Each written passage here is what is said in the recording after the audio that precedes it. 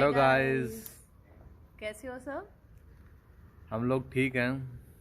मैंने आपसे पूछा थोड़ी था। आई होप आप लोग भी ठीक होगे, तभी आप अपनी प्रिपरेशन कर पा रहे हो अच्छे से। हाँ। क्योंकि सारा इंडिया भी कोरोना की शिकार में चपेट में, और रोज़ 3 लाख केस 3.5 लाख केस बढ़ता ही जा रहा है।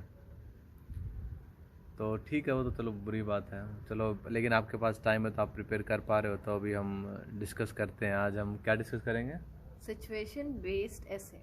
सिचुएशन बेस्ड ऐसे। तो मेरा ओपिनियन ये है कि भाई ये बहुत इजी टाइप के हैं। सिंपल, आपके पास क्वेश्चन होगा, दो चीज़ें पूछी जाएंगी, एक में पैराग्राफ में ये बताना, दूसरे में वो बताना, बस ऐसा सही है। ये बताना वो बताना, क्या बताना है? अच्छा, तो जैसे क्वेश्चन मान लो भाई कि nowadays childrens have more access to the internet. So तो उसी के बाद लिखा होगा what are the problems with that, associated with that. Associate with that. और उसके बाद उसी क्वेश्चन में होगा व्हाट कैन द गवर्नमेंट और an individual can do to resolve those problems. तो पहले वाले में आपको ये प्रॉब्लम बतानी है कि भाई क्या प्रॉब्लम्स हैं, और दूसरे वाले में आपको उसका सॉल्यूशन बताना है। हाँ, लाइक सोल्यूशन मतलब क्या गवर्नमेंट कर सकती है, या as an individual what you can do हाँ, जो टू उसमें पूछा रेक्टिफाई हुआ द होगा वो तो प्रॉब्लम। पूछा होगा उसमें वैसे।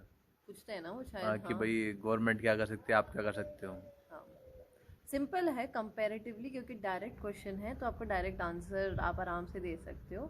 एक पैराग्राफ में एक चीज़ डालनी है और दूसरे में हाँ, दूसरी। पर वही हम आपको उसके लिए एक टेम्पलेट देंगे जो हमने यूज़ किया था। बस और आई आपको थिंक यूज़फुल रहेगा। और कॉपी पेस्ट करना है, वो मतलब उसमें से देखो तो अपना थोड़ा सा कंटेंट डालो और यूज़ करो। हम्म। तो अभी हम वो डिस्कस करेंगे। हम्म। तो आप देखना, ट्राई करना, और 2-4 बार ट्राई करना, और फिर बताना हमें। कैसा था, कैसा कुछ यूज़ हुआ हम्म कि नहीं। चलो ठीक है, फिर बताते हैं अभी हम आपको आगे। तो दोस्तों, अभी हम आपको बताएंगे कि कैसे सिचुएशन बेस्ड ऐसे का एक टेम्पलेट दिखाएंगे आपको। टेम्पलेट, ये टेम्पलेट हमने सेम टेम्पलेट अपने टाइम पे यूज किया था, और आई होप आप लोगों को भी ये पसंद आए और हम हेल्पफुल रहे। हेल्पफुल रहे। और हम आपको दोबारा बताते हैं, सिचुएशन बेस्ड ऐसे थोड़े ज्यादा इजी है हमारे हिसाब से, क्योंकि आपके पास दोनों पैराग्राफ में कुछ ना कुछ लिखने के लिए होता है। क्योंकि डायरेक्ट क्वेश्चन है। डायरेक्ट क्वेश्चन है, आपको ज्यादा सोचना नहीं, समझना नहीं, सीधा सिंपल लिखो। हम्म। तो जैसे क्वेश्चन किस टाइप का हो सकता है, जैसे what are the problems, what solution can you suggest. तो जो आपके क्वेश्चन में अगर एट द एंड में ऐसा लिखा हो what are the problems, what solution can you suggest, तो आप देख रहे हो दो क्वेश्चन है यहाँ पे, what are the problems, what solution can you suggest. और दूसरा हो सकता है which factors can contribute to this, is it realistic to expect this factors. तो यहाँ पे भी दो क्वेश्चन है, पैराग्राफ 1, पैराग्राफ 2, पैराग्राफ 1, पैराग्राफ 2। तो अभी हम देखते हैं एक रियल एग्जांपल, जो ये है। In spite of advance made in agriculture, many people around the world still go hungry. Why is this case? What can be done about this problem? तो आई थिंक अब आप लोगों को समझ में आ ही गया व्हाई इज द केस, एक question है, what can be done about this problem तो सेकंड क्वेश्चन है। मतलब प्रॉब्लम रीजन क्या है, ऐसा क्यों है, और उसका सोल्यूशन क्या है। क्या कर सकते हैं हम लोग। हाँ, तो आप ट्राई करना कि आप एक एज एन इंडिविजुअल बोल सकते हो what could be the solution for it, या एज अ गवर्नमेंट क्या कर सकती है। गवर्नमेंट क्या कर सकती है, हाँ। हाँ। तो अभी हम देखते हैं टेम्पलेट। तो टेम्पलेट में स्टार्ट करेंगे हम, पहले इंट्रोडक्शन पार्ट आता है, और दोबारा से बताते हैं इंट्रोडक्शन और कंक्लूजन दोनों बहुत ज्यादा ही इंपॉर्टेंट है। It's equal important to paragraph 1, paragraph 2, क्योंकि यहाँ से आपका स्टार्ट होता है, और यही आपका एक फर्स्ट स्टेप होता है टुवर्ड्स रीडर को बताने के लिए कि आप क्या उनको ऐसे में देने वाले हो। तो इसको हम कैसे स्टार्ट कर सकते हैं? In recent years nowadays there is no doubt that, हाँ, ये मैंडेटरी नहीं है, वापस मैं मेंशन करना भूल गई, ये but जनरल स्टेटमेंट है। हाँ, जनरल स्टेटमेंट पर कंपलसरी नहीं है। आपके दिमाग में आए तो आप ये जरूर लिख सकते हो। ये यहाँ तक आपको लिखना, लिखो, नहीं लिखना मत लिखो। हाँ। उसके बाद आता है शुरू कंपलसरी वाला। In this essay I will discuss what are the problems और इश्यूज एसोसिएटेड विद, जो भी है आपका जो भी ऊपर लिखा है क्वेश्चन में। And provide solution with the examples. हाँ। तो ये तो हो गया हमारा इंट्रोडक्शन। फिर आता हमारा पैराग्राफ पार्ट।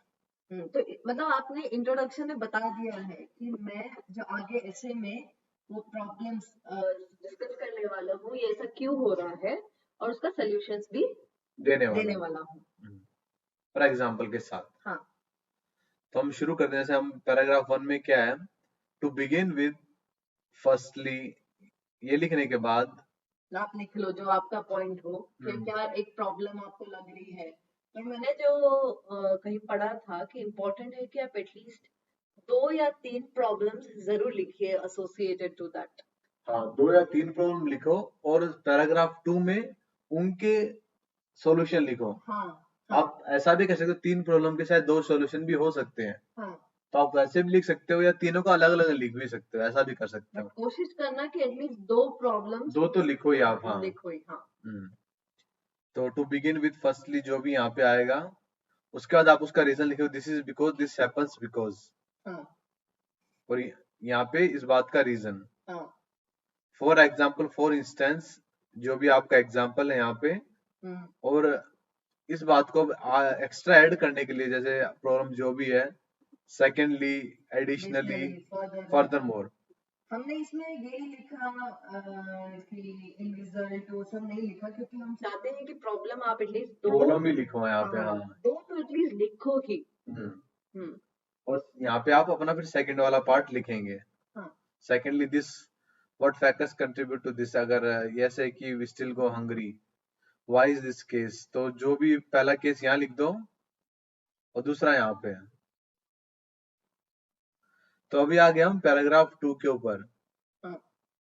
सो पैराग्राफ 2 में the above mentioned problems can be resolved by या रेक्टिफाइड बाय, जैसे भी आपको लिखना है। लिख सकते हो यहाँ पे, हाँ, और यहाँ पे आपका सॉल्यूशन होगा। हाँ, और वैसे क्यों भाई, उस जो आपने लिखा है वो सॉल्यूशन क्यों काम करेगा, this is because this happens because, हाँ, वो चीज क्या करती है। हाँ। तो जैसे हमने आपको पहले वीडियो में मेंशन किया था कि आप अगर दिस इज बिकॉज ऊपर लिख रहे हो तो नीचे दिस हैपेंस बिकॉज लिख दो। ऊपर फॉर एग्जाम्पल लिख रहे हो तो नीचे फॉर इंस्टेंस लिख लो, हम्म, ताकि आपका वेकेबलरी एग्जामिनर को लगे कि आपकी वेकेबलरी बहुत स्ट्रांग है। हम्म। और ये भी फायदा है इससे, देखो आपको लगता होगा कि हम बोल रहे हैं कि भाई वैसे तो हम कहते हैं कि इतने सारे वर्ड्स नहीं लिखने हैं, मोटे वर्ड्स नहीं लिखने हैं, लेकिन हम एक साइड आपको कहते हैं फॉर एग्जाम्पल और फॉर इंस्टेंस लिख लो।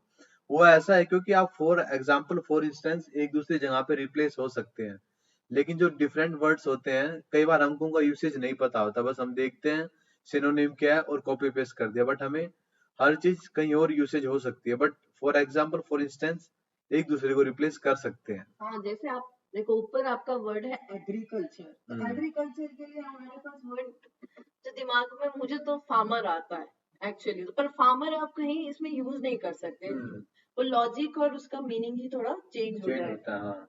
हाँ, तो उसके बदले फार्मिंग बोल फार्मिंग, सकते हाँ, हैं। Agriculture farming. हाँ, लेकिन जो वर्ड जैसे क्लोज बाय है या सेट हो सकते हैं, लेकिन कई वर्ड्स होते हैं जो हमें नहीं भी वर्ड्स सुने होते हैं कि हाँ, लेकिन हमें पता नहीं होता कि भाई, हमें लगता है कि हाँ ये करेक्ट यूसेज हो सकता है, लेकिन ऐसा नहीं होता है।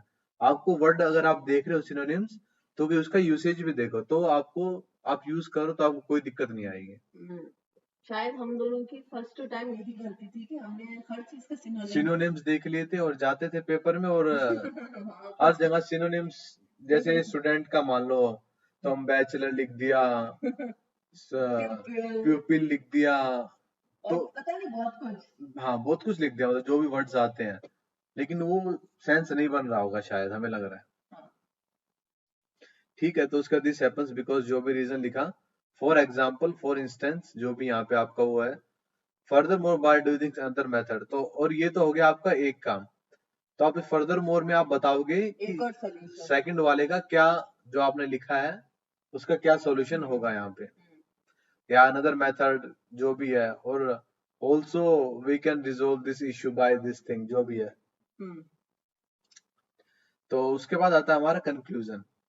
तो कंक्लूजन में, इन कंक्लूजन ऑल्सो डैश, पहली प्रॉब्लम, and दूसरी दूसरी problem, problem, this can be resolved by using, this can be resolve by, दो भी जो आपके 2 पॉइंट है वो लिख दीजिए। वो 2 लिख दीजिए यहाँ पे। तो यहाँ पे आप पहला वो लिखेंगे सॉल्यूशन, यहाँ पे दूसरा सॉल्यूशन लिखेंगे। हाँ, तो इस तरीके से आपका ये हो जाएगा, और ये बहुत इजी है। अगर ये क्वेश्चन आए तो इसमें आप मार्क्स मत खोना, क्योंकि जरूरी नहीं है, क्योंकि हर बार अलग अलग टाइप के क्वेश्चंस आते हैं। तो इट्स कि भाई जब तुम्हें इजी चीज मिले तो उसको जरूर ले लेना चाहिए और उसमें पूरी ताकत झोंक देनी चाहिए। और आप जरूर नोटिस कीजिए कि कॉमर्स बहुत जगह है, जरूरी नहीं कि हर जगह कॉमर्स डालना है, कई जगहों पे है जैसे प्रॉब्लम के बाद है तो जरूर डालना, ताकि देखो अगर आपको डाउट हो कि उसमें फुल स्टॉप डालना है, कॉमा डालना है या सेमी कोलन डालना है तो कॉमा डाल दो, it's more safer place, because यहाँ देखो दो डिवाइड हो रहे हैं in conclusion, although dash and dash problem, तो वो एक पार्ट खत्म हो रहा है तो उसके बाद एक कॉमा डालना जरूरी है। कॉमे का पर्पस यही है कि आप जैसे दूसरा कुछ बताने वाले हो तो आप उसको कॉमा डाल के स्टार्ट कर सकते हो दूसरे अपने बात को। हाँ। तो ये बहुत इजी टेम्पलेट था, मतलब कंपेयर करो प्रीवियस और इजी है क्वेश्चन समझना भी। और आप इजीली देख सकते हो, पैराग्राफ को मिल ही गया है कि भाई पहले में क्या केस है, दूसरे में क्या सोल्यूशन है, तो ये इजी है। तो करो ट्राई, 2-4 बार ट्राई करो और हमें बताओ अपने कमेंट्स में कि भाई कैसा लगा आपको, या आपको हेल्पफुल हुआ, या कहीं तकलीफ हुई, या कोई और हेल्प चाहिए तो हम आपकी हेल्प करेंगे। ठीक है दोस्तों, थैंक यू। तो ठीक है दोस्तों, होप आपको हमारा वीडियो थोड़ा यूजफुल लगा हो और आपके काम आएगा। हाँ, तो प्लीज़ शेयर करें इसको सब अपने दोस्तों के साथ कीजिए और सब्सक्राइब कीजिए। हाँ प्लीज सब्सक्राइब कीजिए, कल ही हमारा शायद 50 सब्सक्राइबर्स हुए हैं। हाँ, तो हमें बहुत जल्दी एटलीस्ट 100 तक पहुंचना है, ये हमारा पहला माइलस्टोन है। तो प्लीज़ हमारे वीडियो को सब्सक्राइब कीजिए। और शायद लास्ट टाइम हाँ कुछ लोगों ने कमेंट में लिखा था कि वीडियो ब्लर है या मतलब क्लियर नहीं आ रहा है जो हम एक्सप्लेन वो जो दिखा रहे हैं, तो उसके लिए आप या तो अपना रेजोल्यूशन बढ़ा सकते हैं, क्योंकि जनरली क्या होता है यूट्यूब में खोलते तो ऑटो में होता है, तो ऑटो वाले में वो ज़्यादा क्लियरिटी नहीं देता है, तो आप थोड़ा सा उसको इंक्रीज़ करोगे तो आ जाएगा, या फिर आप अगर अपने मोबाइल में देखोगे तो वो क्लियर आएगा उसमें, क्योंकि छोटा स्क्रीन है तो छोटा रेजोल्यूशन भी चल जाता है। तो आप वो ट्राई करें, अगर आपको फिर भी दिक्कत आ रही है तो हमें बताएं, हम कुछ और मेथड ट्राई करेंगे ताकि रेजोल्यूशन साफ आए। राइट। ठीक है दोस्तों, तब के लिए फिर बाय बाय। सेफ रहिए, ध्यान रखिए अपना, घर पे रहिए और वैक्सीन लीजिए। हाँ वैक्सीन लीजिए अगर मौका अगर आपको मिल जाए जल्दी से जल्दी तो। हाँ, और ऑल द बेस्ट अगर किसी का एग्ज़ाम है तो अभी इस टाइम में तो ऑल द बेस्ट। चलो चलो बाय बाय।